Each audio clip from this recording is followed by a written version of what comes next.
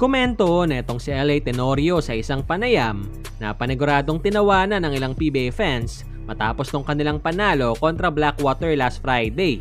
Yan na matapos mong i-like ang video na ito, mag-subscribe sa ating channel at pakidamay na rin ang ating opisyal na Facebook page. Nakaraang Biyernes nga mga bulero, alam naman natin na talagang naging laman ang usap-usapan etong naganap na laban sa pagitan ng Barangay Ginebra kontra Converge. Kung saan dito, hindi nga nagustuhan ni Coach Tim etong ginawang pagtira ni Juan sa huling mga segundo ng laban kahit na lamang na sila ng 10 puntos. Wasn't happy about the end where they took that last layup. After relaxing, they relaxed like they were not going to do it, and then the last second they laid it up. Wasn't happy about that. But they deserve this win. They're a good team. They're going to be a team to reckon with all the way through this conference. Kaya naman last Sunday, sa kanilang ikapitong laban this regular season kontra Phoenix, bumawi etong kupunan ni Coach Tim. Matapos nga nilang talunin ng 9 puntos ang Fuel Masters.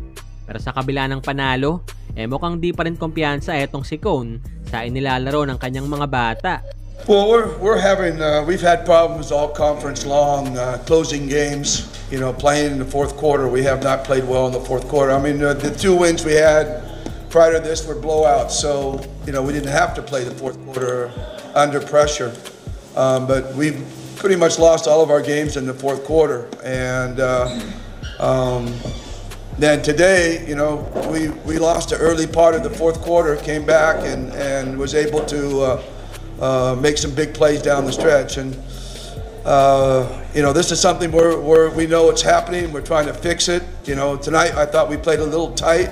Like we're playing not to lose rather than going out there and playing free flowing. Samantala sa kabilang banda, nakaraang linggo nga rin mga bulero, maraming Magnolia fans ang paniguradong natuwa matapos magawa ng hot shots na makabawi mula sa kanilang heartbreaking loss kalaban ng San Miguel. Kung saan maliban nga sa pagpapasalamat ni LA sa mga players at coaching staff matapos ang panalo, marami rin ang natawa dito sa naging komento ni Teniente regarding sa kanilang pagkuha kay Rafi Verano. Gusto ko mag-patch kasi sa rehearsal, gusto ko yung yung mga players. Hindi ka naman aside from the Blue Eagle connection, diba? Gusto ko matapatan na rin. At least doon makatapat kami sa rehearsal. Kahit hindi na may hirap kami sa game sa kanila so kahit sa Papo Bien, matapat kami. So,